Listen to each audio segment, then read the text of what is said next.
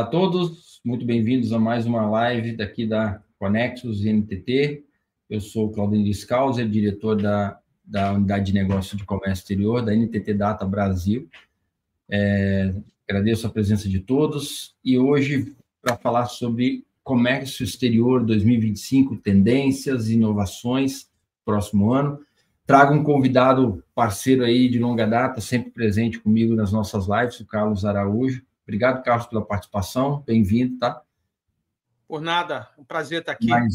Mais uma live junto. Todo ano a gente faz essa live, já tem o quê? Uns 4, 5 anos, eu acho, né? Por aí.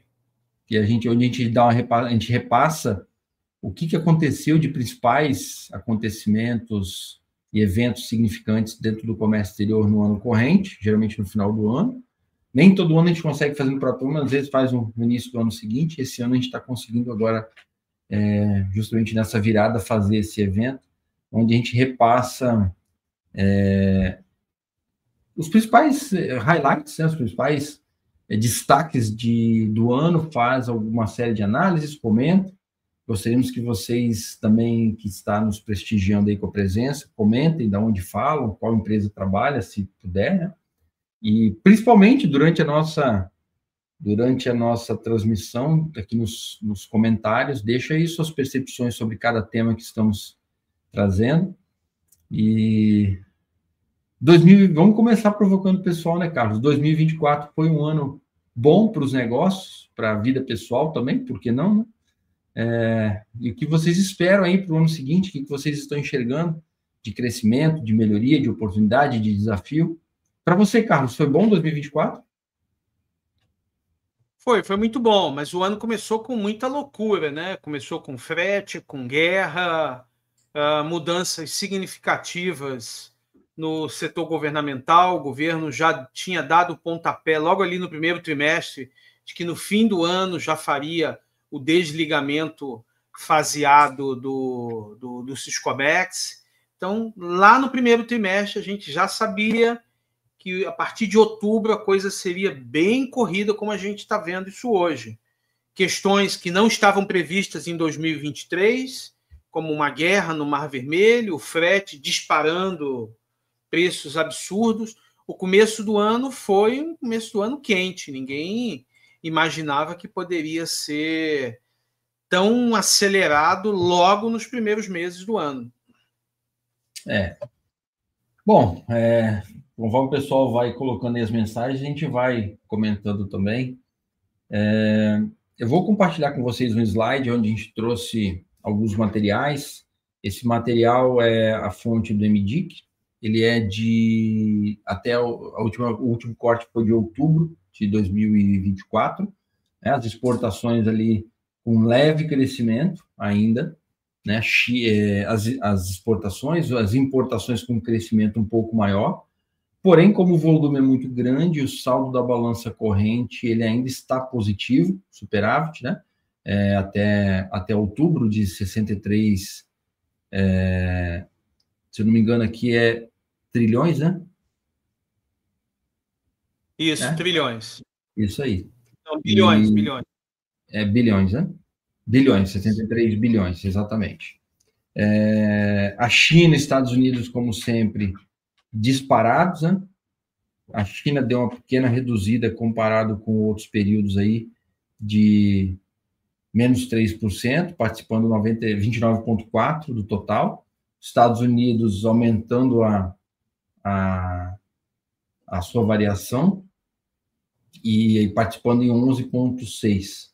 Logo em seguida, Argentina, Países Baixos, Espanha, Singapura, México, Canadá, Alemanha e os outros vão sumindo ali nos próximos itens, né? A balança comercial, o Brasil tem vindo seguidamente de um crescimento de balança comercial. Até outubro, esse é o cenário. A estimativa até o fechamento do ano, até agora dezembro de 24, quando os dados forem divulgados, é que vai se permanecer um superávit, porém pequeno. O do ano passado foi um superávit mais agressivo.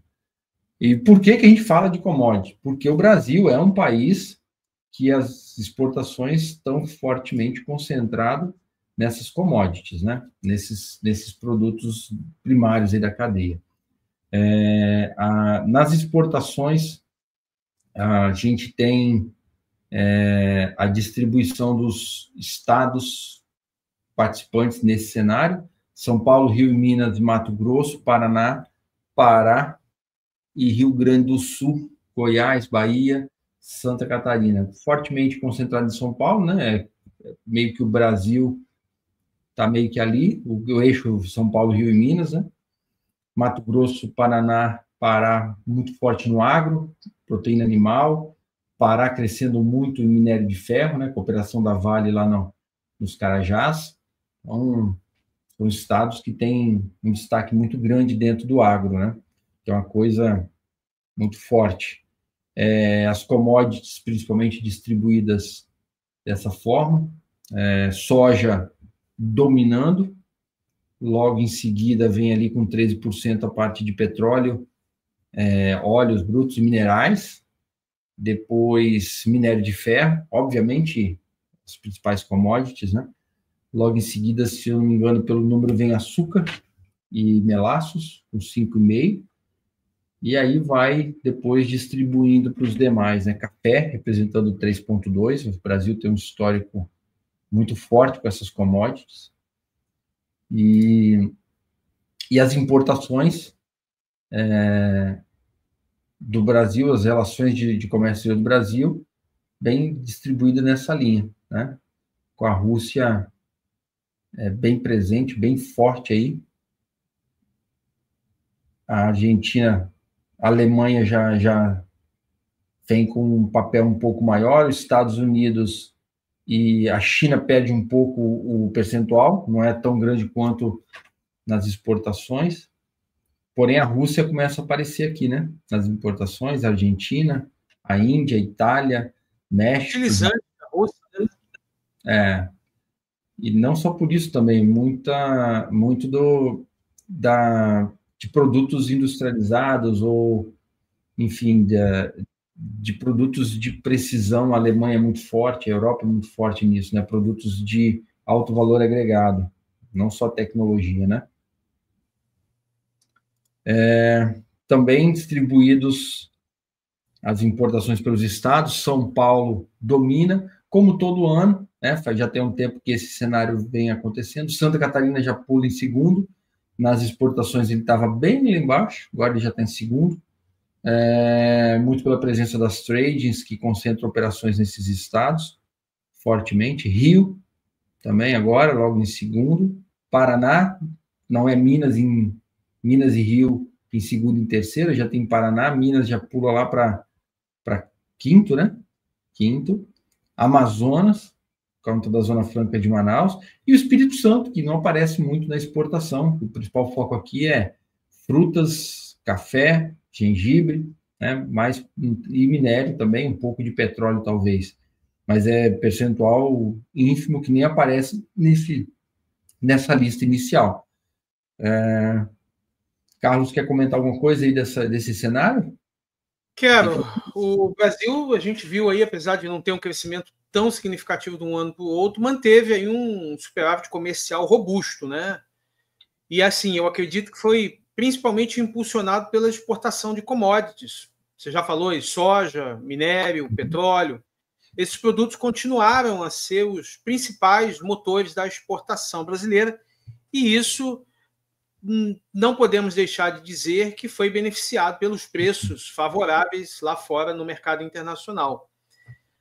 Nas exportações, a gente continua vendo aí que houve um esforço contínuo para tentar se diversificar essas exportações, com um aumento nas vendas para a Ásia. Você vê ali que a diferença entre Estados Unidos e China é bem significativa.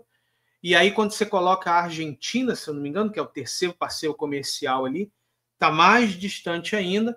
Então, a China, de um modo geral, continua sendo um dos principais parceiros comerciais no Brasil. E aí, apesar desse gráfico, apesar de que uma tela que você mostrou ali não está tão detalhada, a gente continua vendo que produtos manufaturados teve um leve aumento ali. A commodity e continua sendo o nosso carro-chefe. Isso aí. Exportações, a gente viu que elas cresceram, a economia está dando sinais disso, impulsionado por quê? Por demandas de bens de capital. Quando a gente vai estratificar esses dados ali, vai vendo que insumos industriais têm sido relevante, e isso é uma das coisas que pode sustentar a recuperação econômica e a produção interna. E bens de consumo, a gente não vê um aumento expressivo nas importações, mas conseguiu ver alguma coisa ali, o que sinaliza que pode estar havendo uma recuperação na demanda interna, o que pode ser um sinal. Então, a balança comercial trazendo números importantes, relevantes, apesar de todos os tropeços e percalços que, tanto na economia mundial como na economia regional, passamos pelo ano de 2024. Perfeito. Dando sequência aí, trazer os principais produtos que tiveram presente aí nas importações, também a parte de óleos e combustíveis, que é o produto acabado. A gente exporta o produto bruto e ainda importa o produto acabado, que aquele produto bruto foi matéria-prima. Adubos e fertilizantes, veículos também, com a participação gigantesca aí, 3,2, medicamentos, 2,3, enfim, produtos altamente de valor agregado, beneficiados, como você bem comentou, que fazem desse cenário brasileiro. É um desafio do país se tornar um país mais industrial, né? Vai continuar exportando commodity, obviamente, mas depender menos de importação. Acho que esse é um desafio da sociedade, para ter um país menos suscetível a oscilações da economia global. Da pandemia se discutiu muito isso. É um momento de desglobalizar, onde você se viu sem oportunidade de fazer as importações, precisando dos produtos, gerando inflação, gerando demanda, com a demanda muito alta, sem a capacidade de fornecimento, gerando ali um aumento de preço pela própria lei da oferta e da procura. Então, discutiu-se muito durante a pandemia, me parece que esse assunto ficou para trás, né, Carlos? De desglobalizar. Ficou. Difícil falar que a gente não vai continuar globalizado. Você pega o fertilizante que a gente viu na tela anterior ali, o Brasil é um dos maiores produtores agrícolas do mundo, e o fertilizante tem uma importância crucial na economia brasileira. Por quê? Porque ele está diretamente ligado ao setor agrícola. E o setor agrícola é um dos pilares da economia nacional. O Brasil não é autossuficiente na produção desse material, ou seja, a dependência do fertilizante é significativa, e com isso a gente precisa comprar esse produto para ser relevante no setor agrícola. Só que a gente está falando, nesse momento, enquanto a gente está gravando esse conteúdo, a gente está falando de uma coisa extremamente relevante, um produto que tem influência pelo dólar, e no boletim Focus, que é do dia 29, ele estava prevendo um dólar de 5,70. Hoje o dólar, no momento que a gente está gravando isso, o dólar está um pouco maior do que isso, né? Deixa eu ver quanto dá o dólar aqui. Dólar hoje tinha batido 2,10. 6,10, desculpa, né? Está batendo 6,5 nesse momento. Então, a importação de fertilizante impactada pelo preço do dólar pode trazer alguma consequência no começo do próximo ano, olhando o cenário nesse momento agora. Então, você que está nos vendo aí falando, nossa, que dólar é esse de 5,70? Isso é uma previsão que o Banco Central teve com informação para o dia 29/10. Então, não reflete essa realidade agora, enquanto a gente está batendo esse papo aqui. 29/11, né? A gente trouxe também algumas expectativas da economia para 24, ainda falando do que está acontecendo esse ano, no encerramento do ano, prevendo um crescimento do PIB de 3,22, como o Carlos já comentou, fonte do Banco Central, inflação IPCA 4,71, juros a 11,75, dólar a 5,70. Mas eu já vi projeção de juros para 14, para 15 para o ano seguinte, que vamos falar disso mais à frente. Vejo algumas conversas do governo que os juros vai cair, que a inflação também vai cair. A gente comentou isso na live do ano passado. A projeção é que os juros caem e a inflação cai. Aconteceu? Muito pouco, porque isso não existe em macroeconomia. Eles trabalham inversamente proporcionais no médio e longo prazo. Então, esse foi um outro cenário que eu não acho que o nosso cenário é ruim, né? Os juros, o dólar está muito alto, obviamente, né? O que o mercado fala de um dólar saudável para o comércio exterior, falava, não sei se o Carlos ouvia muito isso, era um dólar de 4,60, 4,50, nessa faixa. Que me parece que, bom, vamos falar mais para frente o que vai vir para 2025 nas nossas leituras e expectativas, mas não sei se você ouvia essa mesma informação sobre o dólar, Carlos. O que você escutava aí do mercado? É isso mesmo. Era em torno de 4,50, 4,70. Isso deixou de ser próximo de abril, se eu não me engano. Isso aí. Mas aí já está em 5,70, né? 6,10 bateu hoje, como você comentou. Então, o mercado está testando bastante. O dólar tem seguido aí um crescimento de 24,85%. Igual você comentou, fertilizante ele é importado. Se aumentou 20%, para eu comprar dólar, o custo da moeda durante esse ano corrente de 2024 aumentou 24,85%, significa que mesmo que o produto lá fora fique o mesmo preço, me custa quase 25% a mais para comprar um dos principais insumos do agronegócio. Então, carro importado. Ah, mas eu não compro carro importado. Compra, vem da Argentina, vem de outros países, né? Enfim, vem muitos carros são importados. Eu compro carro elétrico, a grande maioria importado, né? Acho que quase que 100% é importado. 30% mais caro para comprar esse carro. Então, o dólar indo para 6,10 sobe mais um pouco. E isso vai gerando inflação, isso vai gerando alguns detratores naqueles demais indicadores, né? Então, Carlos, comente alguma coisa aí, eu posso seguir. Eu tô curioso para ver o restinho de 25 dias que a gente tem para concluir o ano, para essa expectativa do dólar 5,70. Não está dando sinais de que vai cair tão drasticamente em 20 e poucos dias. Você puxa uma expectativa no último mês, eu acabei de jogar aqui, o último mês, não, daqui a pouco eu vejo, ele saiu aqui, 7/11, ele estava 5,68. E agora, hoje, está dando 6,05. O dólar ainda é uma incógnita e o dólar tem impacto significativo no comércio exterior. A meta do Banco Central é fechar em 5,70, mas pelo visto eu também não acredito que vá fechar. Mas vamos evoluindo aqui na conversa. Vamos dar uma.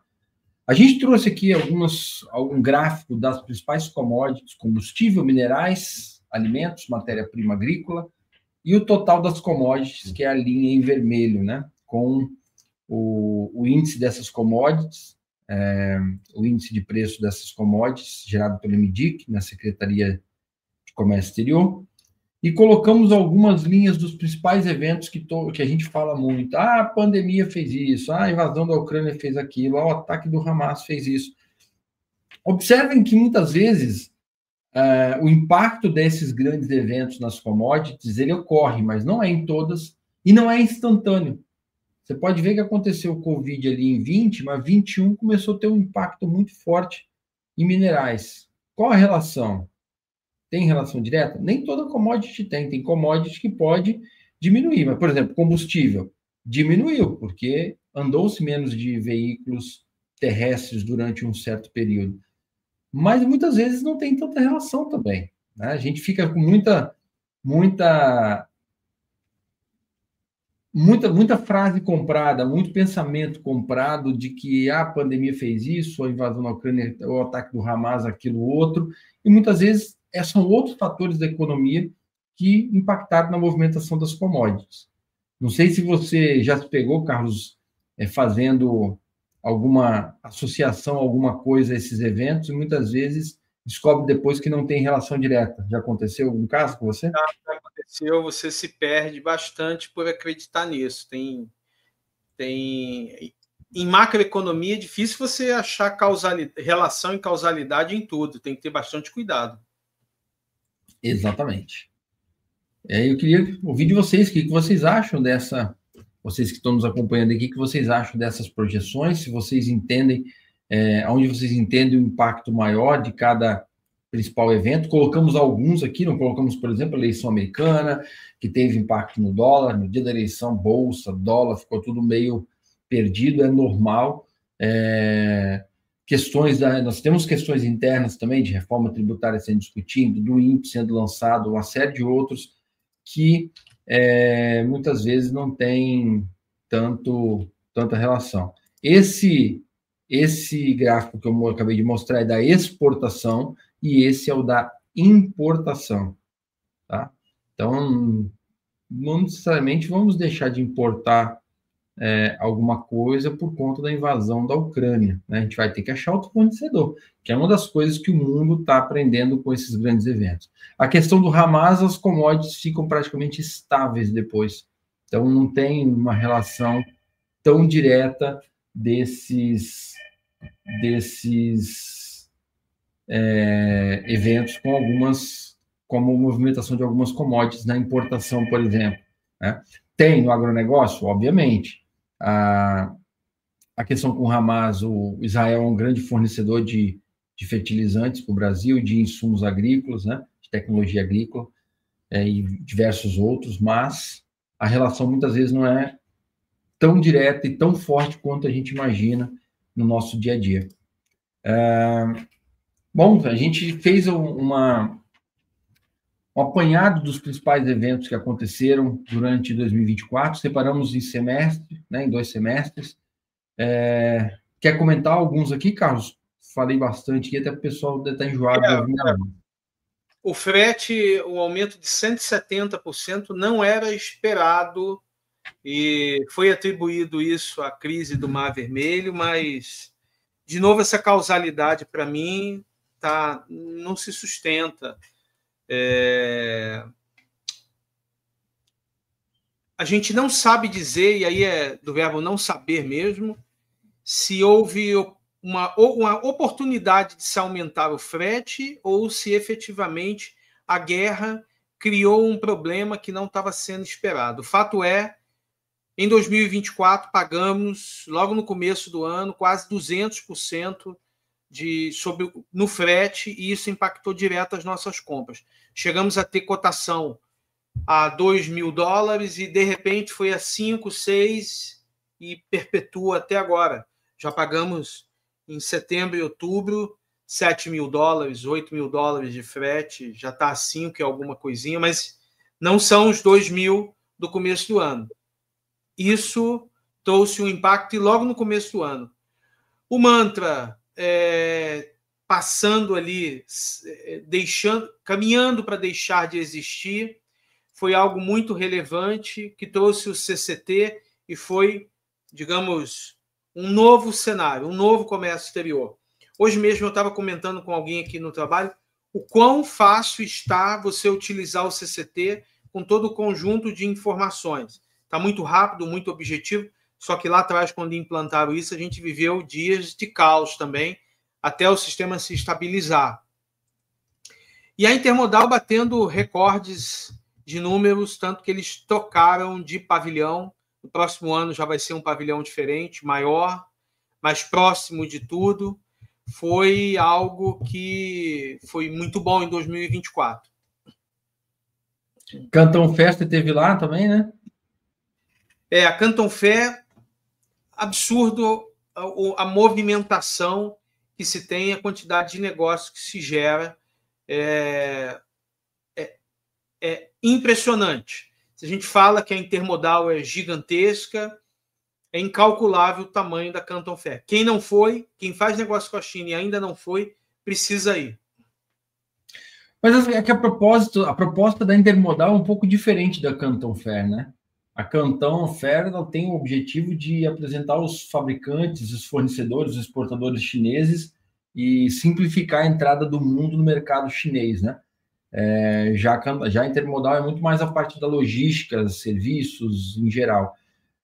O Brasil não tem nada parecido com a Canton Fair, né? Não tem. Não sei se no mundo tem alguma coisa, algum país com uma iniciativa tão tão estruturada, Não porque, não, pelo que não você tem. me comentou, tem dias específicos para cada segmento, né? A feira se É, renova, são várias feiras dentro da mesma, né? são fases em que eles dividem por setores, 5 dias, 2 ali de montagem e desmontagem. Então, a cada 7 dias está tendo uma fase 1, fase 2, fase 3. E dentro do complexo você tem setor A, B, C e D, que eles dividem por linhas de produtos, por setores. Então, assim, é humanamente possível você ir na fase 1, 2 e 3 e visitar todos os pavilhões e passar em todos os estandes. Não vai acontecer. Primeiro dia você recebe um caderninho, escolhe o que você quer e você vai fazer aquele muito bem. Ah, você não é do setor de máquinas industriais, mas você é do setor de máquinas para armazém logístico. Você vai visitar muito bem todos aqueles fornecedores e, de repente, você viu que a feira acabou e você não vai conseguir mais visitar o resto. Quando vier a fase 2, é uma outra feira. Aquele pessoal que estava na fase 1 não estará na fase 2 nem na fase 3. Então, realmente, não tem nada no mundo. E interessante, a Canton Fair não é para o chinês. Só entra chinês, só entra na Canton Fair se for prestador de serviço credenciado ou se for expositor. Ou seja, ela é literalmente para o estrangeiro. Espetacular, né? Mostra onde vai chegar o país, né? Por que é o maior parceiro comercial. Mas os Estados Unidos e a Europa têm feiras setoriais que são bem significativas, né? Feira de rochas, feira de petróleo e gás, igual tem em Houston, né? A OTC, tem na Itália uma muito grande desse setor de rochas. Enfim, cada país vai criando feiras setoriais relevantes, mas ali é para vender a China. Essas feiras vai gente do mundo inteiro comprar e do mundo inteiro expor também na feira, né? Não é só o próprio país que está sediando a feira, é um pouco diferente. Enfim, entendo que essa é uma tendência do ano que vem, do ano seguinte. Já vamos falar mais ao final. Um outro tópico também que foi muito marcante foi as enchentes, né, no Rio Grande do Sul, que impactou bastante o comércio exterior, principalmente o arroz. O aeroporto ficou fechado, gerando um prejuízo assim gigantesco para o Rio Grande do Sul, região de Gramado, ali, Canela, Bento Gonçalves, que tem um turismo fortíssimo no estado, o próprio Porto Alegre, né? Foi muito impactado, e eu acredito que ainda está sendo, né? Ainda não se recuperou 100%, vai mais um tempo gigantesco para isso acontecer. Ainda no primeiro trimestre também, o Porto de Santos, começando a direcionar carga para outros estados, porque não Estava suportando, né? não suporta mais o movimento, não tem cadeia de serviços no entorno, não é só o porto. Você tem que ter armazém, você tem que ter transportadora, você tem que ter despachante suficiente para fazer o trabalho. Isso está gerando um cenário muito interessante. E aí que eu deixo uma pergunta para vocês: reforma tributária sendo discutida, onde a carga tributária vai para o estado de destino. Então, para que eu vou investir no meu porto para o produto não ficar aqui?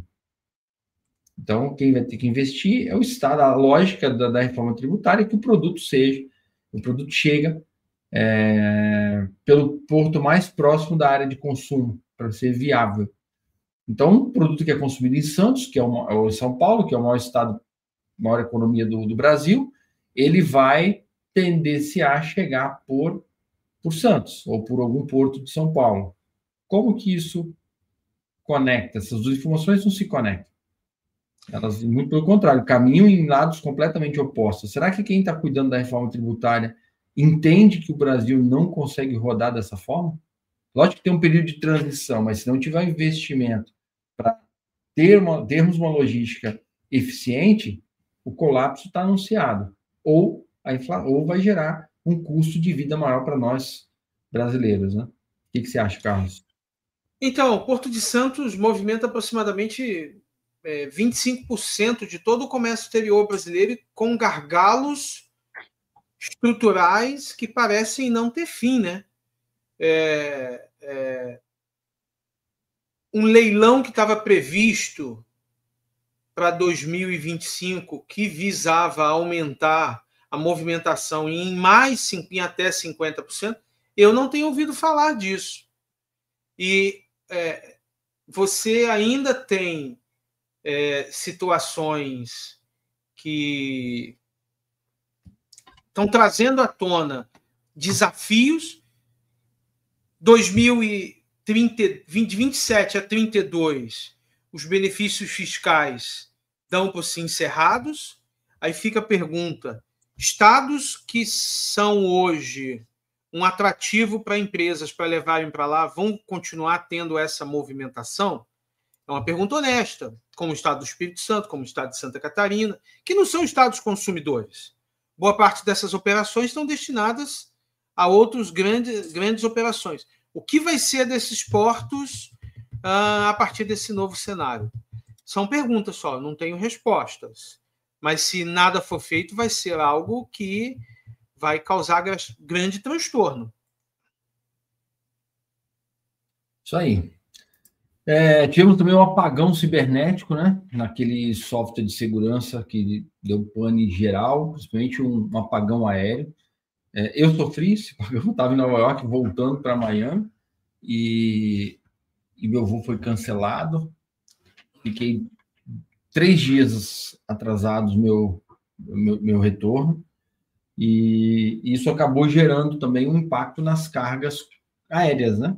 No transporte aéreo, não só de passageiros, mas de cargas, e principalmente na Europa e nos Estados Unidos, que afetou muito. No Brasil foi menos, porém, o que estava lá para vir para cá, muitas companhias tiveram grande dificuldade em liberar esses voos de forma manual, sem passar pelos sistemas. Então, isso gerou um impacto, assim, como o problema lá do canal de Suez também, é algo que não dá para prever. O que dá para fazer é para criar paliativos para os próximos, né? O governo também elevando as tarifas dos produtos químicos, isso gerou um impacto muito grande. O produto químico acaba estando presente em muitos subprodutos, quase que tudo, né? Tem tintas, tem, enfim, uma infinidade de produtos que acabam impactando. Tivemos também um evento uma tecnologia muito interessante, que é o lançamento do Comex Stat, mais rápido, mais funcional, com bastante informação. Os primeiros slides que a gente apresentou foram extraídos de lá, né? Se eu não me engano. E bastante dados para vocês, inclusive, depois consultar e acompanhar, acho que é bem válido. E um outro fator que está no nosso dia a dia, que é o setor de carros elétricos. Teve um superaquecimento durante 2024. A BYD trouxe mais de 5 mil veículos, com navio próprio, inclusive.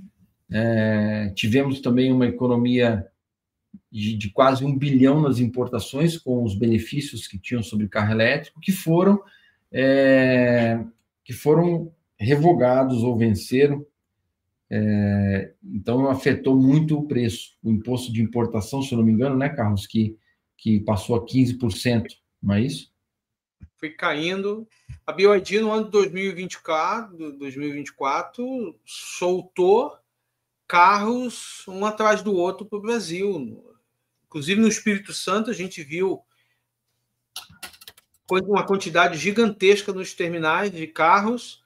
Só que quando você vai olhar os números atualmente, isso tem vários conteúdos na internet, você vê que boa parte desses carros não estão sendo vendidos. Até tem a expectativa de que em 2025 vão vender carro 24 e 23. Então parece que esse super aquecimento que se esperava não está sendo tão, digamos, não está se confirmando. Beleza. Eu não sei se vocês já aderiram à tecnologia do carro elétrico, eu ainda não, mas vejo muito BYD rodando, muito. Você falou que na China você não viu BYD quando você esteve na feira, né? Mas é porque tem, sei lá, vou chutar aqui, uns 50 modelos e marcas que a gente sequer já viu. Então, é incalculável. Na verdade, eu andei em BYD uma única vez num Uber que eu peguei, que lá se chama Didi. Eu entrei no carro um BYD, porque, no geral, era uma marca que eu não via tanto. Perfeito. Vamos seguindo aqui. Agora, falando do segundo semestre, tivemos o fim do certificado de origem no Mercosul, um evento, um evento considerável. Na redução da burocracia, o Brasil tem evoluído muito com isso daí. Não sei se impactou os processos que você atua de alguma forma, Carlos, mas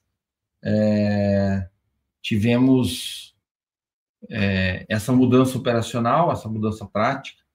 Tivemos também um evento que não sei se vocês lembram, importante, que foi uma empresa multada por comercializar dados do Syscomex. Não lembro o nome da empresa, não faz nem sentido, mas a importância da segurança de dados, do vazamento de dados, é uma coisa muito chata. O mundo tem discutido muito isso. É um tema que ainda muito poucas empresas de médio porte para baixo não dão tanto valor a esse tema de segurança da informação, mas é importante.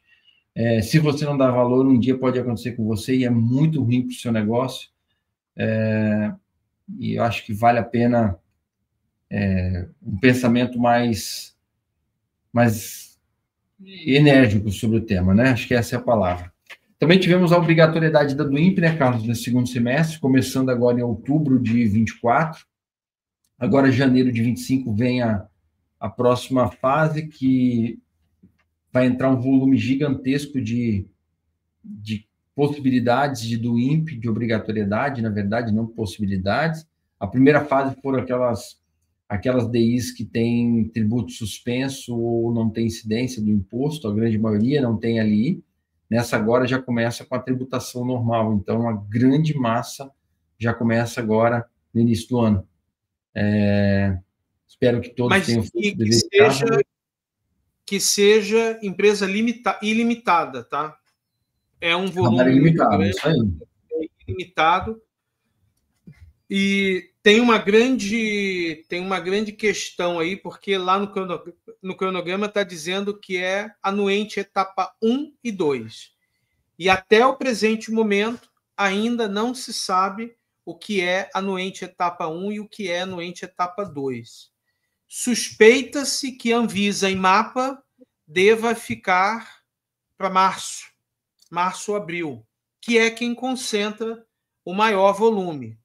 Eu acredito, e é achismo, porque ninguém ainda falou isso, que agora no começo do ano vai ser aquelas operações com anuentes mais simples, como o Inmetro, que tem volume menor, sabe? Como o Inmetro, como o Dessex, como talvez a ANP. A ANP tem um processo de deferimento da LPCO quase que automático.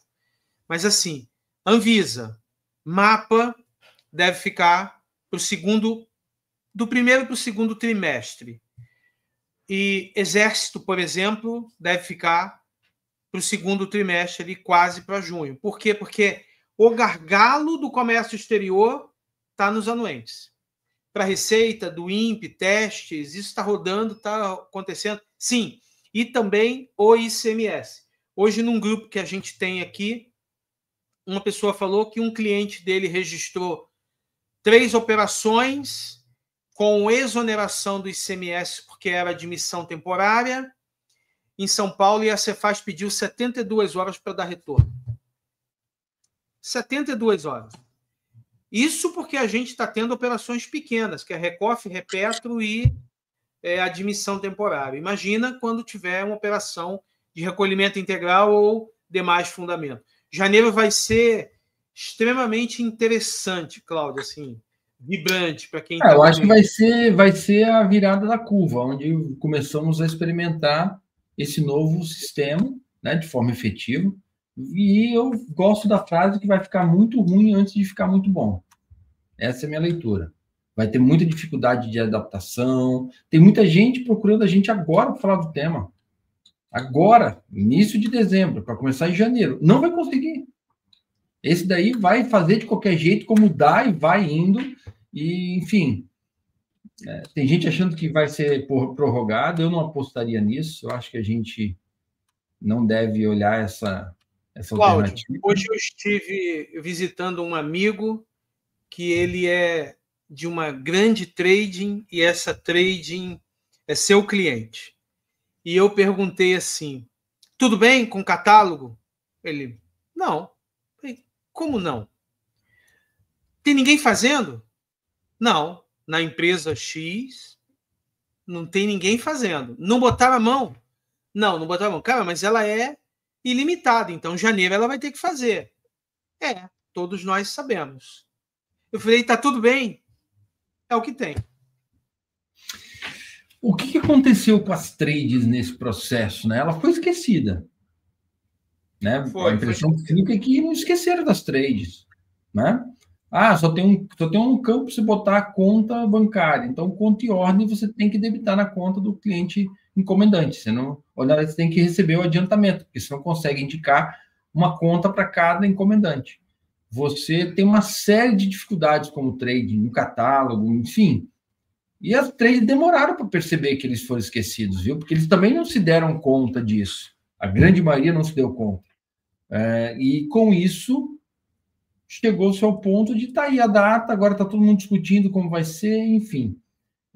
Não quero fazer desse encontro um momento da do INPE, mas algo que aconteceu em 24, vai ficar 25, 26, e por um bom tempo convivendo com a DI, porque processos antigos ainda vai encerrar no modelo antigo, na DI, né, não na do INPE, e por aí vai. Nós fizemos várias lives sobre esse conteúdo, eu e Carlos, então, acho que para mais de umas 10, acho que vale muito a pena vocês acompanharem nos nossos canais da Conexus, no nosso blog, nosso canal do YouTube, também nos canais do Carlos, né, na Log Aduaneira, Comex Blog, onde ele tem uma presença também muito forte, gerando conteúdo sobre esse tema. Outro tópico relevante do segundo semestre foi essa greve dos estivadores, a maior de 50 anos nos Estados Unidos. Isso gerou um certo pavor. Mas impactou para valer mesmo, Carlos, as operações, essa greve? Cargas vindo dos Estados Unidos impactou, sim. Teve grandes problemas. Cargas da China, a gente ouvia falar, mas problemas no Mar Vermelho trouxe mais dor de cabeça para quem trouxe carga da China do que efetivamente problemas nos Estados Unidos. Beleza. Outra coisa aí, a reforma tributária, né, seguindo para o Senado, é um tópico que ainda tem muitas incertezas, uma parte da sociedade está dividida, na verdade, né? Uma parte entendendo que é importante a reforma, que vai ser boa, outra parte falando, não, isso é aumento de carga tributária disfarçada de reforma. Porque se quisesse reformava os impostos que tem antes, simplificaria o PIS e COFINS, simplificaria o IPI, simplificaria o ICMS e o ISS, daria para fazer faseado de outras formas. Mas, enfim, eu acho que é importante mudar, é importante simplificar. O que a Europa fala, os países que já passaram por isso na Europa falam, cuidado, brasileiros, vocês estão caindo numa armadilha. Inclusive, teve um encontro de direito tributário na Espanha, um grande amigo meu esteve lá, encontrei ele no aeroporto, ele estava voltando de lá e eu estava voltando desse voo que o apagão aéreo de Nova York causou e atrapalhou meu retorno. Nos encontramos no aeroporto, no famoso ônibusinhos de Congonhas, de Guarulhos, aonde você vai para o avião naquele ônibus que, quando não tem finger, né, disponível, e ele comentando, eu estou vindo de lá, e um assunto, o pessoal comentando, o case do Brasil, e que isso é aumento de carga tributária disfarçada. É o que se fala, que já aconteceu lá em outros países, e está aí, né? Acho que é importante a sociedade estar ciente, estar envolvido, participar, pressionar, cobrar, e principalmente estar ativo, não deixar acontecer, né, a revelia. No comércio exterior terá impactos significativos, a do INPE é condição para a reforma tributária acontecer no comércio exterior, como já declarado, não é isso, Carlos? Exatamente. A DI não suporta, né?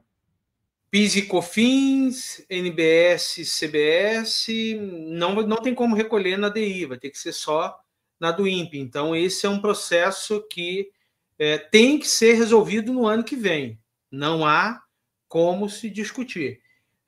Eu tenho dúvidas, e a própria Receita também teve dúvidas, porque eles já falaram isso em lives, saldos de entreposto que poderão ficar para 2026, como é que vai ser feito? Porque entreposto aduaneiro começado na DI tem que terminar na DI. Então, você tem um prazo ali de 1 ano, podendo renovar por mais 1 ano.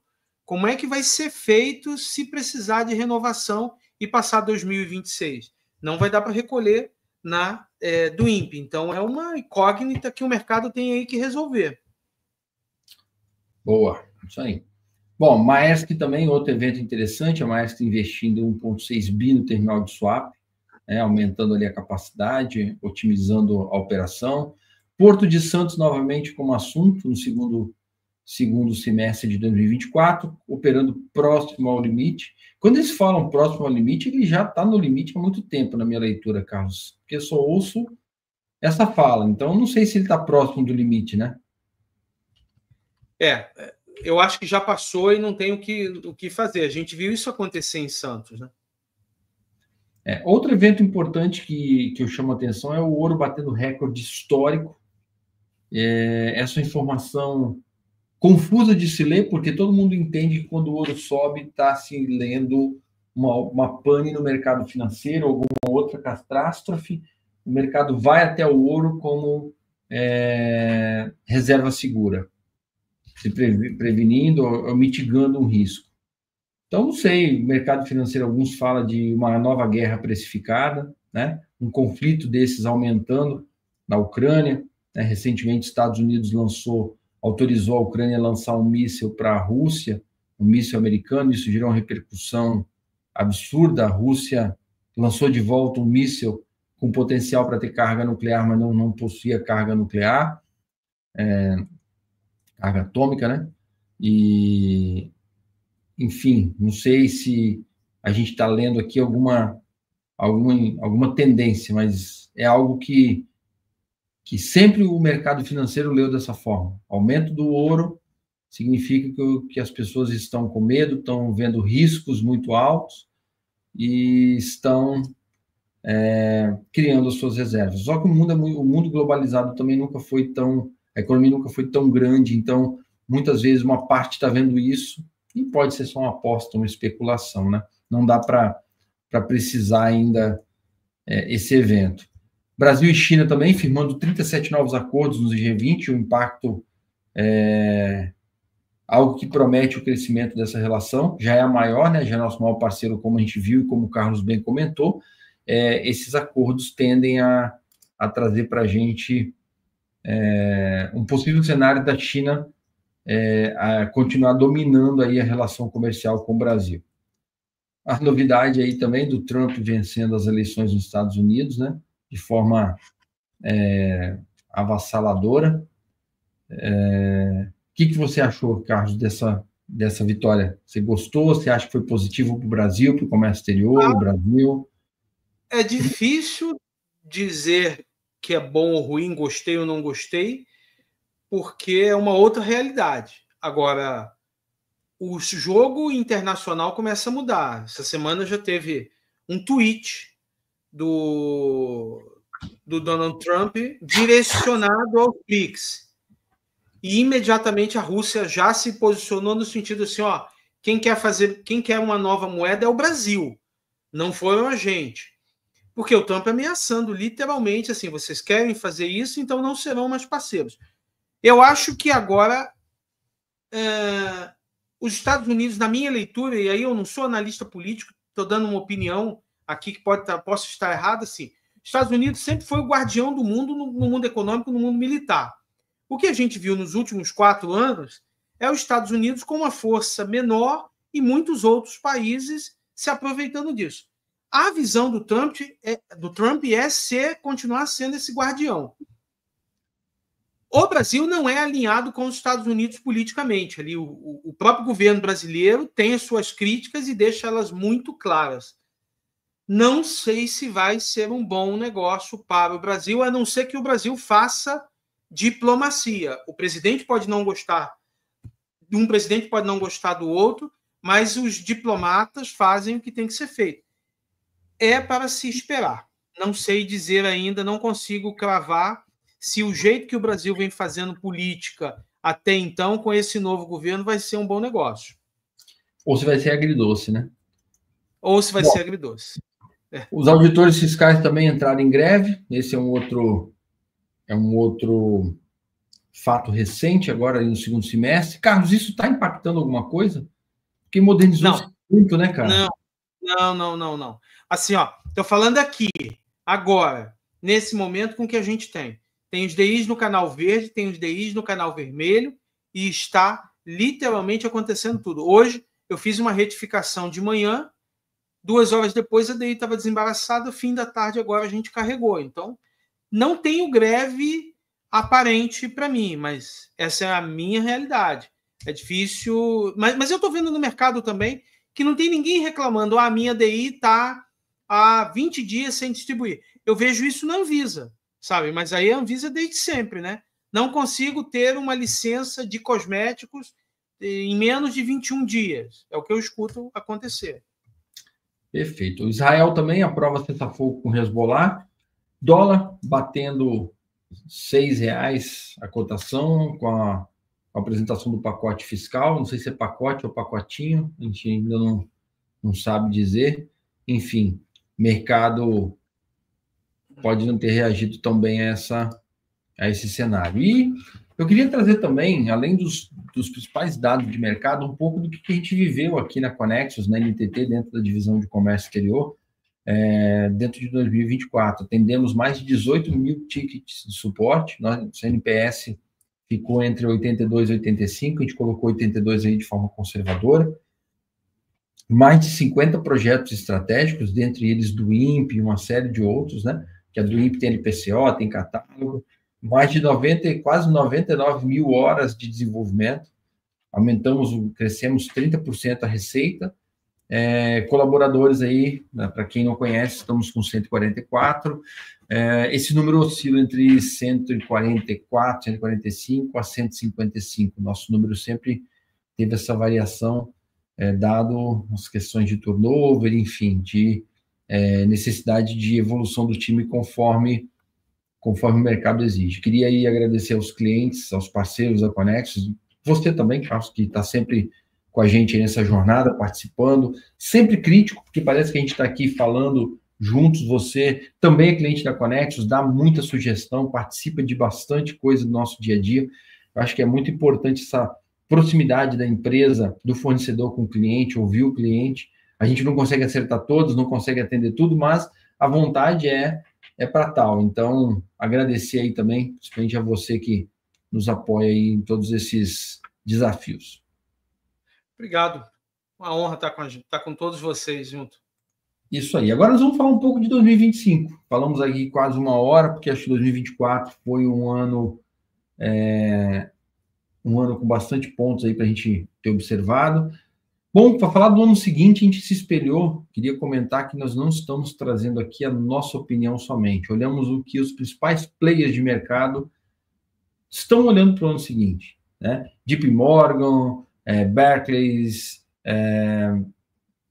várias divisões da JP Morgan, vocês estão vendo o nome da JP Morgan aí mais de uma vez, Goldman Sachs, HSBC, Indy, Invesco, Merrill Lynch, Morgan Stanley, BNP, UBS, BlackRock, que massivamente domina o capital do mundo, junto com a Revenue, enfim, diversos outros aí, relatórios que essas instituições publicaram sobre como eles enxergam 2025, tá? Não é somente a nossa visão, vamos comentar aqui um pouco do que esses caras estão olhando.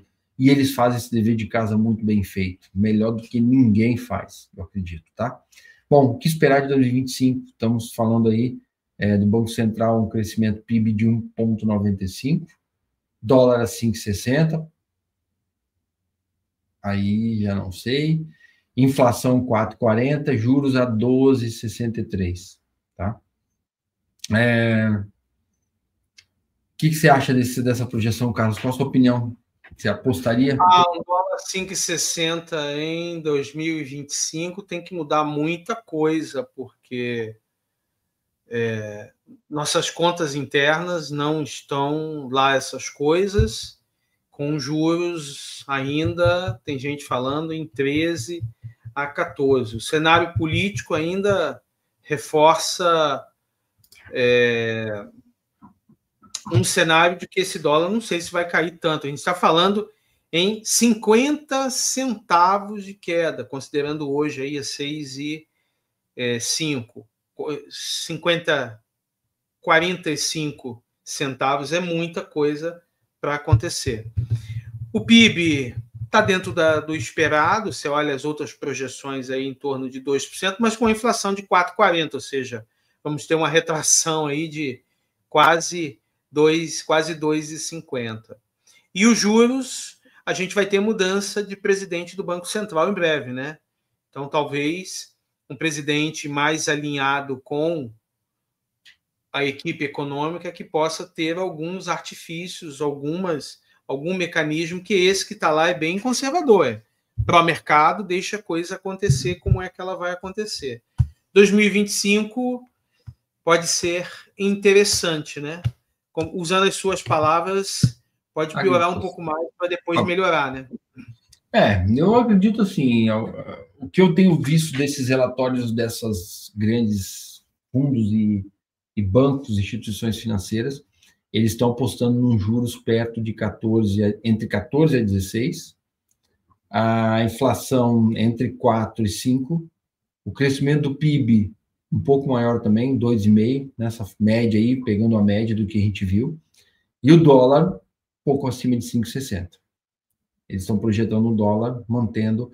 Por que eles leem isso? Cada leitura dessa, acho que depois a gente não tem nem tempo para ficar detalhando cada um aqui, mas, assim, para o dólar cair, você tem que fazer, para o dólar cair, para o PIB aumentar, para tudo isso ter cenários melhores, o governo precisa realmente fazer um dever de casa nas contas públicas, que ele está mostrando que, não, nós vamos fazer, aparece um pacote, aí vão cortando esse pacote, no final... ele tem lá um avião sem asa querendo voar.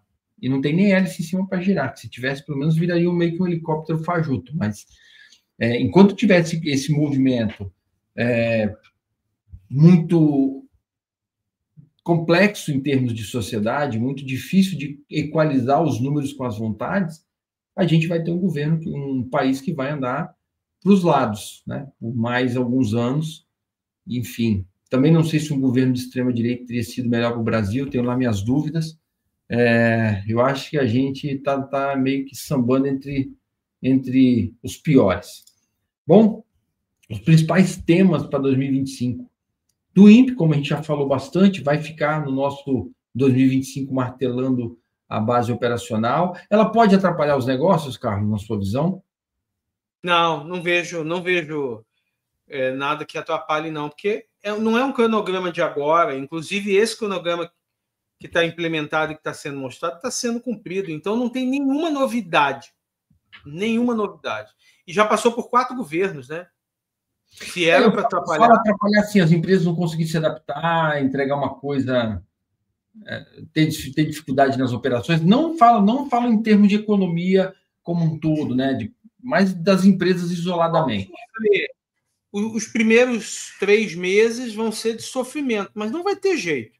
Ou então para-se a importação, que não é possível, não é palatável isso. Então, vão ter mais gastos para correr contra o tempo, já que a gente está falando isso desde março, né? Poderia, sim, ter feito mais coisas. Mas, por outro lado, também, o próprio governo já mudou muita coisa hoje. Hoje, saiu notícia Siscomex dizendo que os atributos vão ser mexidos e tem uma lista de atributos lá que vão ser alterados. Então, isso é custo para as empresas. O que elas tiveram que fazer, vão fazer de novo.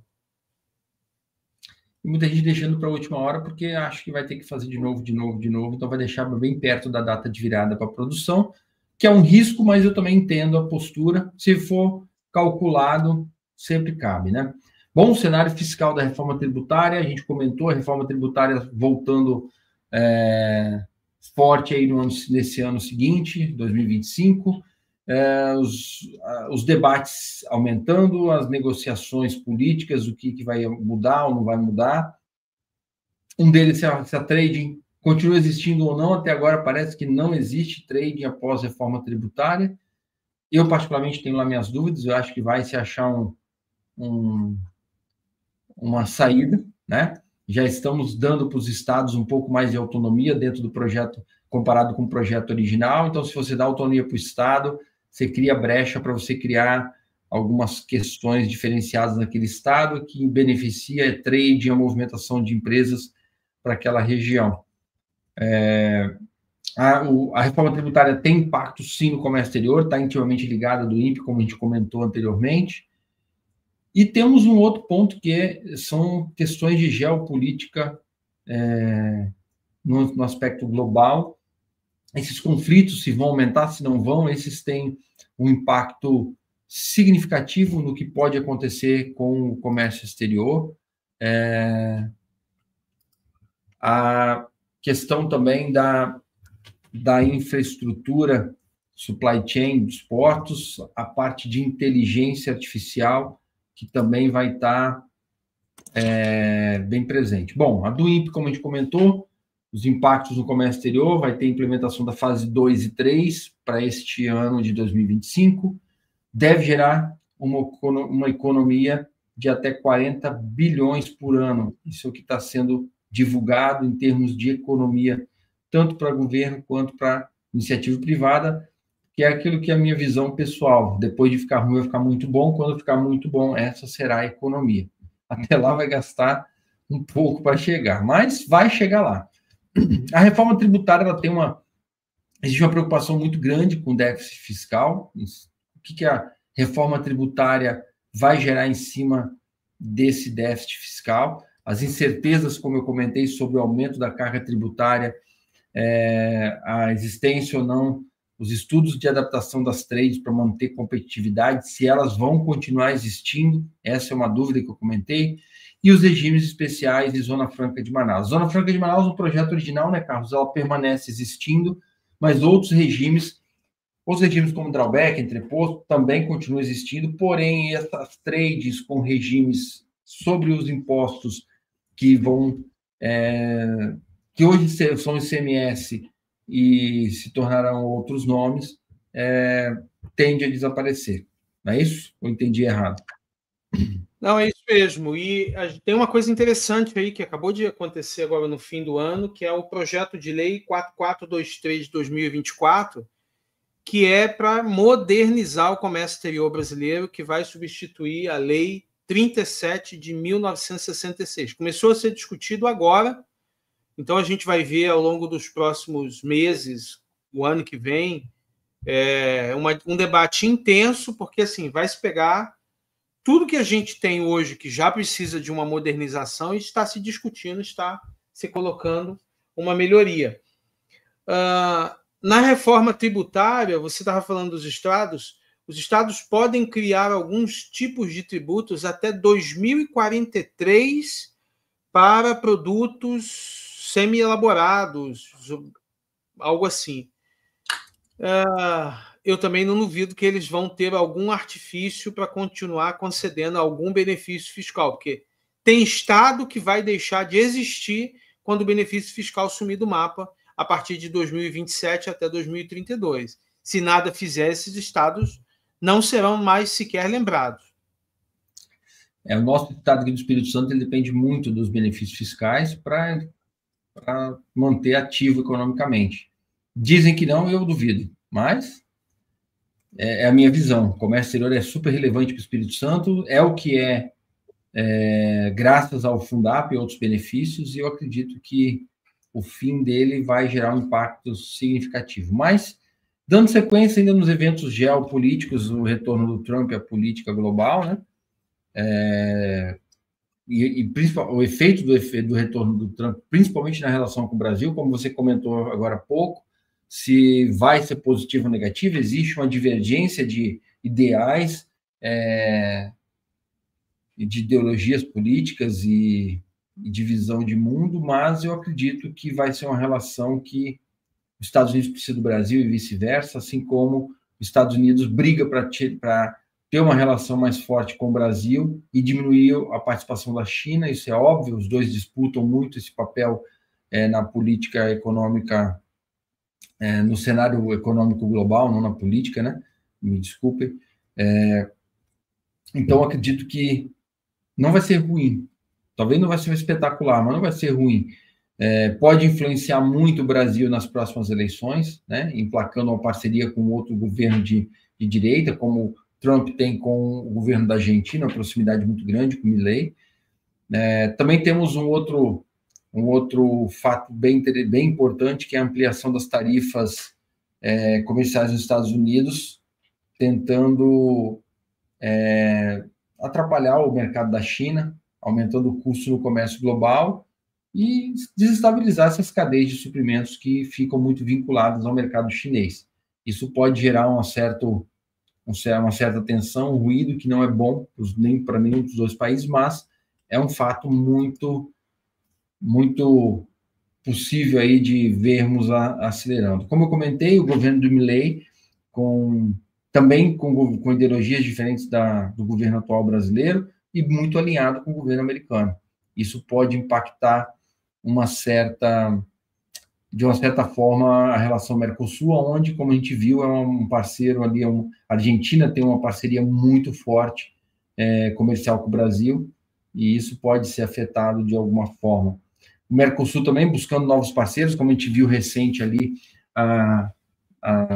as discussões da importação de proteína animal do Brasil, né, a possibilidade de ampliação de acordos e de novos acordos da União Europeia com o Mercosul, e com isso as manifestações na França e na Europa fora dos impactos que teria do agronegócio brasileiro brasileiro da América do Sul, na verdade, não só do Brasil, tendo um acesso mais barato dentro do continente europeu, e com isso o impacto que pode produzir na economia local, né? Então, acabou-se acontecendo um movimento protecionista que pode ser que aconteça, mas fica um pouco provável, né, Carlos? Pelo que se tem escutado. O que você acha? Fica.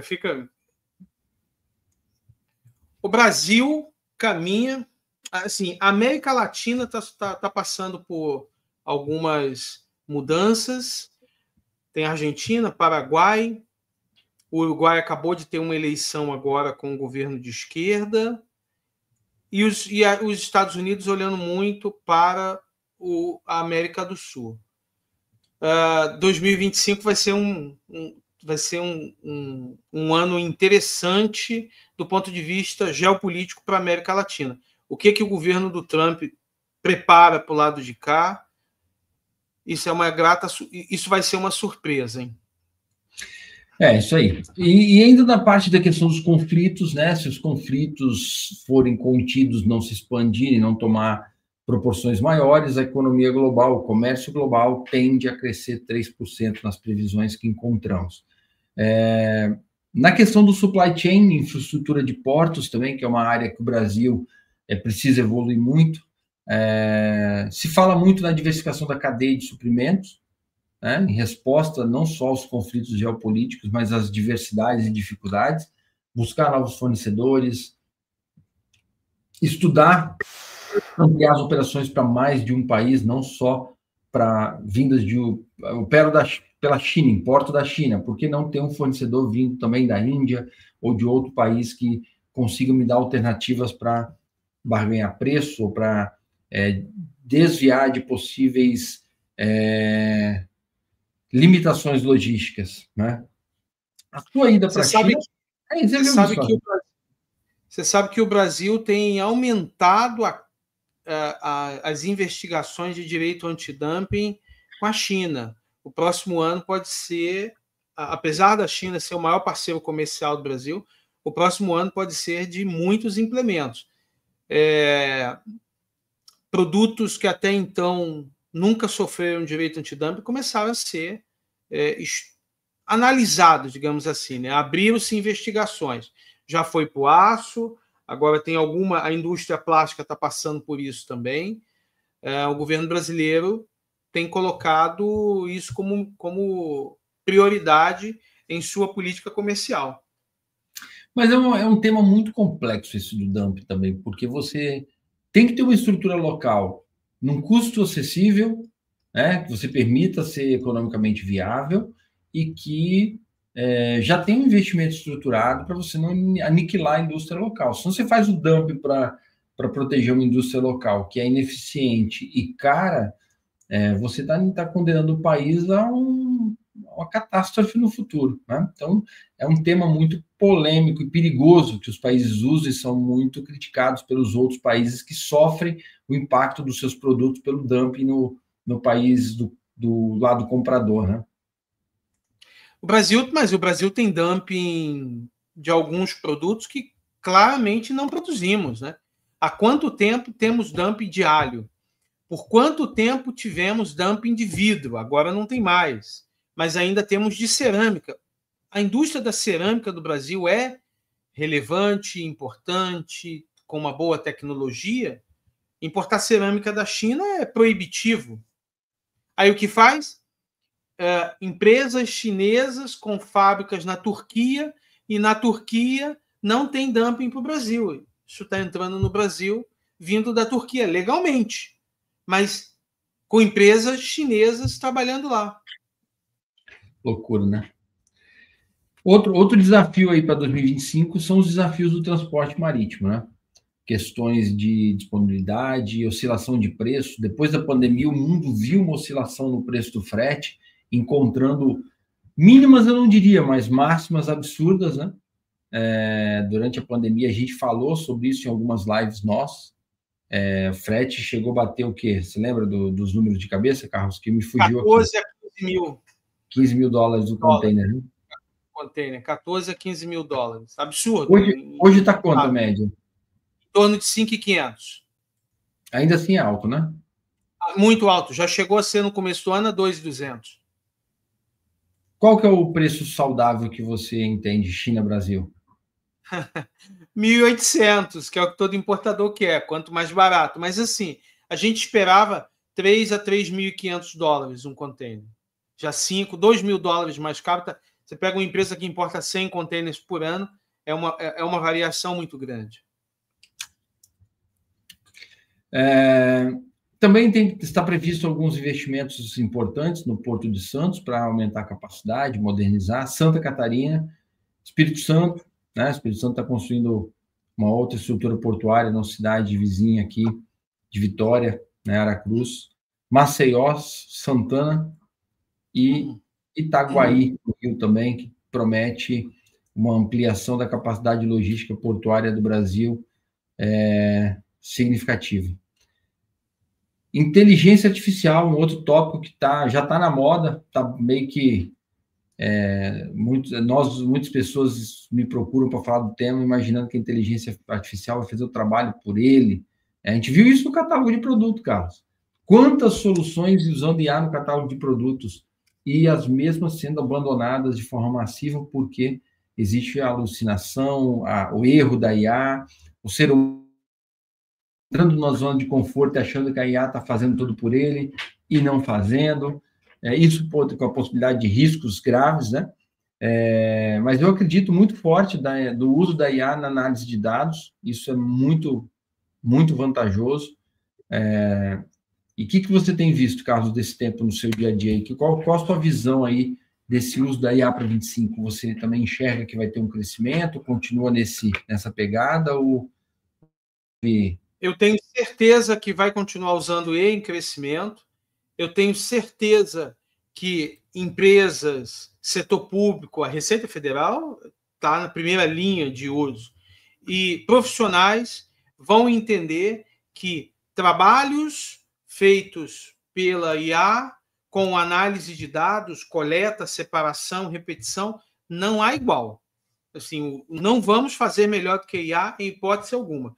Trazendo para o catálogo de produtos, que é uma coisa que a gente vê todos os dias, tenho inúmeras restrições, objeções, melhor dizendo, que ela vai facilitar ou que ela vai transformar o uso Porque a gente está falando de algo que dependa de uma informação pretérita que não tem. Todos os testes que a gente fez com IA, em que se prometia alguma coisa, pressupunha que a descrição estava completa. E a realidade não é essa. A realidade das empresas em descrever o produto não é ter uma descrição precisa e completa. E ainda assim, a gente identificou, com o teste que fizemos, que informações que estavam corretas na descrição iam para o preenchimento de atributos de uma forma completamente alucinada. E o que a gente brincava e falou, olha, a última palavra continua sendo do ser humano e vai continuar assim por muito tempo. Até porque o erro está previsto uma multa. A IA, até onde eu sei, não sabe recolher DAF e pagar multa. Então vai sobrar para o importador.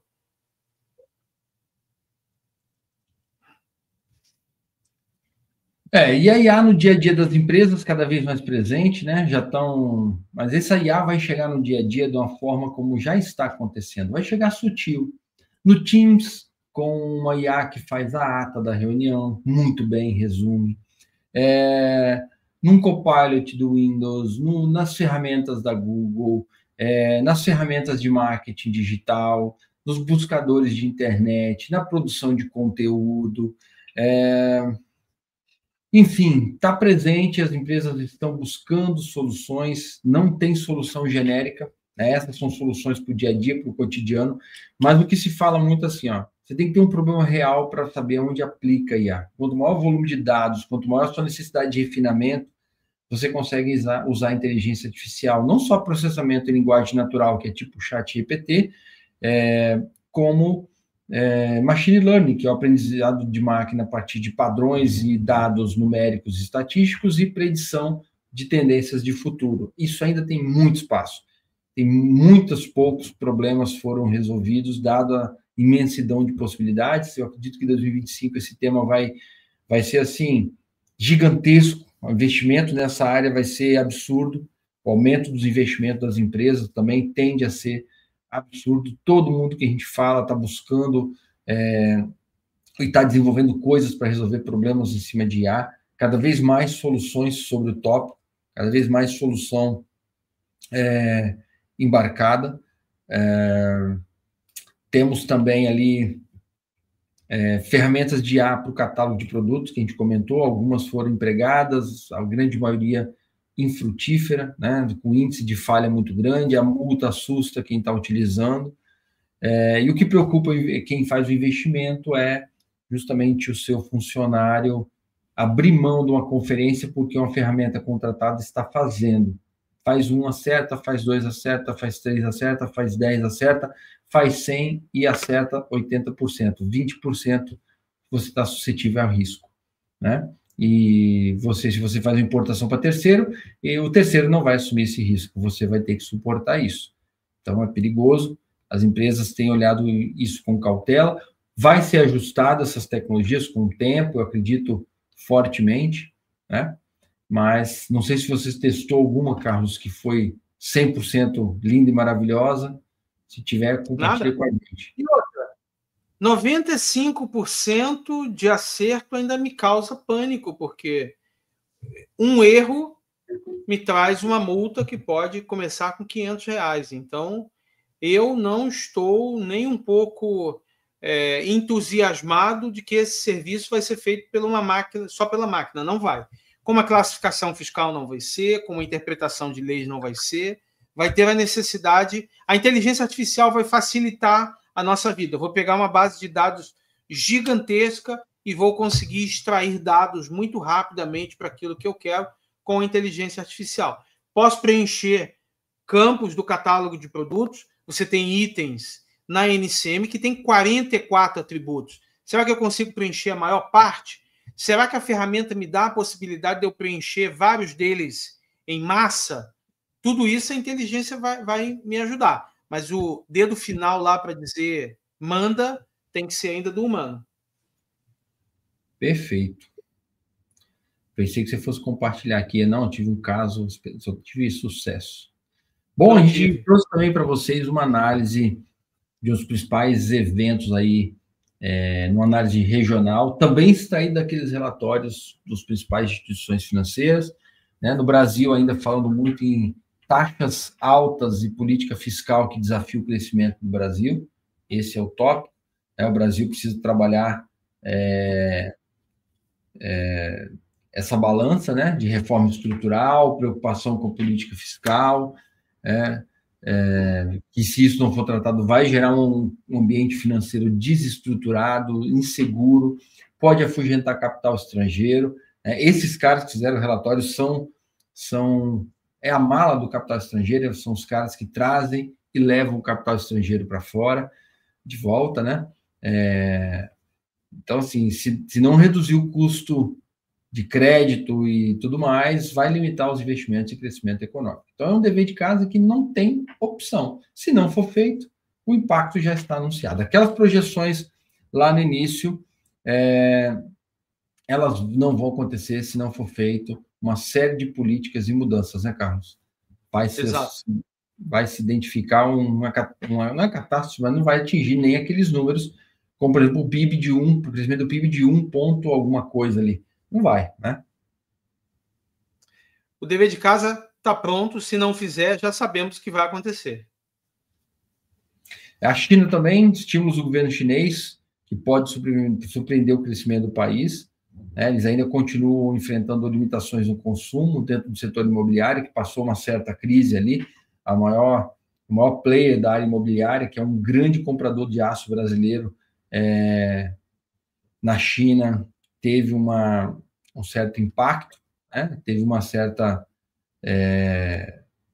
certo rumor de que o governo teve que injetar grana, né? Teve que sustentar ali a empresa, e tem ali esse dever de casa que a China precisa trabalhar esse consumo para continuar crescendo. É um setor muito forte na China, tem um impacto gigantesco na economia deles, e acho que no mundo inteiro, né? Aqui no Brasil também a gente está experimentando um crescimento, uma valorização imobiliária surreal. Não sei se as pessoas que nos assistem de fora do Espírito Santo acompanham um pouco esse tema. Vitória foi a capital que mais valorizou o imóvel, né? O valor do imóvel residencial, e passando a preços que tem em São Paulo, na Zona Sul, no Rio de Janeiro, né? Então acabou encostando até mesmo passando grandes centros aí. Até pela qualidade de vida de Vitória, cidade muito boa de se viver, com excelente oportunidade. Estados Unidos, crescimento resiliente, impactos da reeleição do Trump. O mercado fala muito desse highlight, deve continuar apresentando um crescimento econômico resiliente, crescendo um percentual saudável, constante, superando as outras economias desenvolvidas, inclusive, né? Mesmo sendo resiliente, não vai ser tão modesto quanto outras economias. O Fed deve reduzir gradativamente a taxa de juros, que vai naturalmente aquecer a economia industrial, os negócios do país. Mas ele tem um outro lado, a necessidade de mão de obra, que as políticas agressivas do Trump contra a imigração acaba limitando a oferta de mão de obra de imigrantes dentro do país, que é uma mão de obra super importante. Então, as expectativas ainda são incertas, porém, esse é o dever de casa, esse é o desafio. O que você acha, Carlos? Vai crescer? Vai ficar nesse cenário resiliente? Qual a sua percepção? Eu acho que vai crescer, mas o mundo vai experimentar um protecionismo americano sempre nesse tom de ameaça, como ele já fez, nem assumiu ainda, ele já fez aos países do BRICS. Como os BRICS vão se comportar, e a gente está falando de Brasil, Índia, China e Rússia, ou seja, não são 4 países pequenos territorialmente, como é que eles vão se comportar? Então, o começo do ano 2025, o protecionismo americano pode ser um sinal, um alerta amarelo para todo o resto do mundo. Olhando para dentro, eu vejo uma melhoria, porque a política do Trump internamente é facilitar o comércio local. Essa ideia dele de que vamos tornar a América grande de novo não é para brincadeira. Então pode ser que tenha um cenário local e pode ser que tenha um cenário internacional. Não sei se vai ser bom para o resto do mundo. São as incertezas aí, né? Mercados emergentes, né? O corte de juros nos Estados Unidos e estímulo chinês Pode se beneficiar os mercados emergentes com esses cortes, ou um dólar talvez um pouco mais fraco, estímulos à China. Isso pode impulsionar os mercados emergentes. Esse cenário é meio que clichê, que está nos relatórios desses bancos, é meio que padrão. A Índia continua liderando os mercados emergentes, uma economia com a promessa de crescimento absurdo, né, que o seu consumo também tem aumentado muito, a inflação deles sob controle.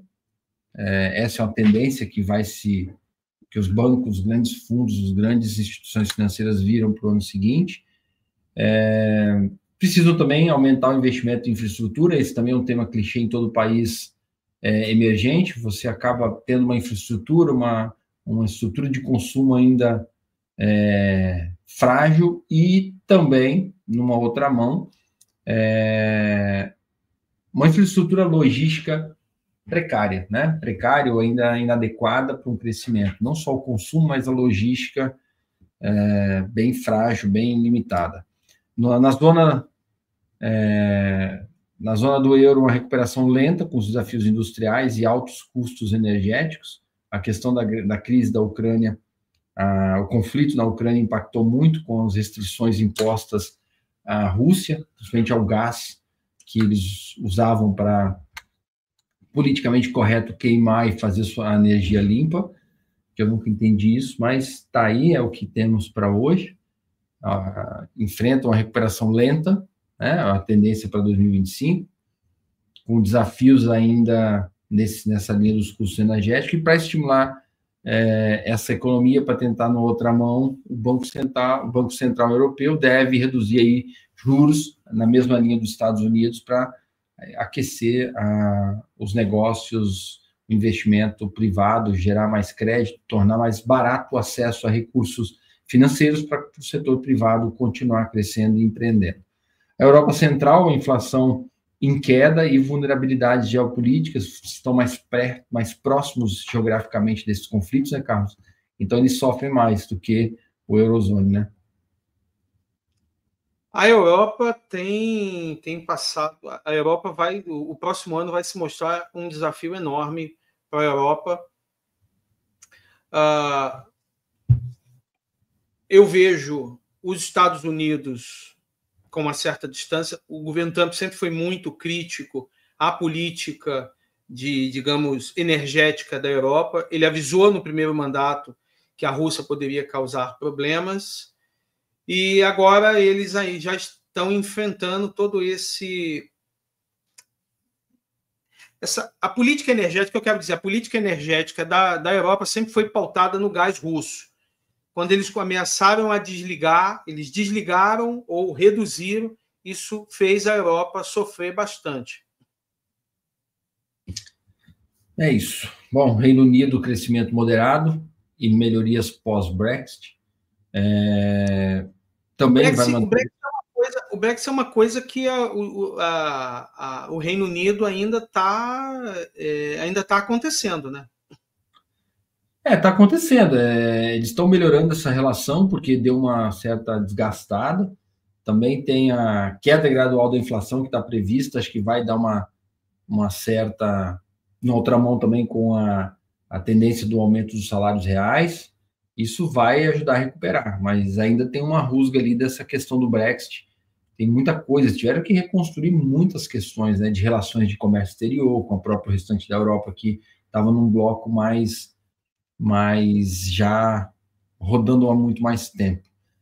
No entanto, como está aqui, alguns problemas enfrentados vão permanecer. Alto custo da energia, seguindo a mesma linha de toda a zona europeia, né? Baixa produtividade, cenário fiscal também complicado para o lado deles, que vai limitar o crescimento do país, sem sombra de dúvida. Isso foi um ponto quase que massivo nos relatórios. Tá? Então, precisam trazer essas movimentações o quanto antes.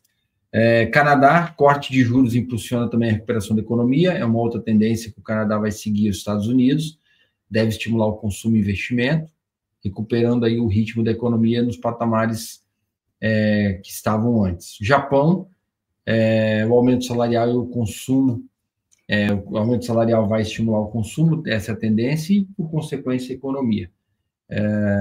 deve estimular o mercado de comércio exterior, obviamente, todos com cenário de corte de juros,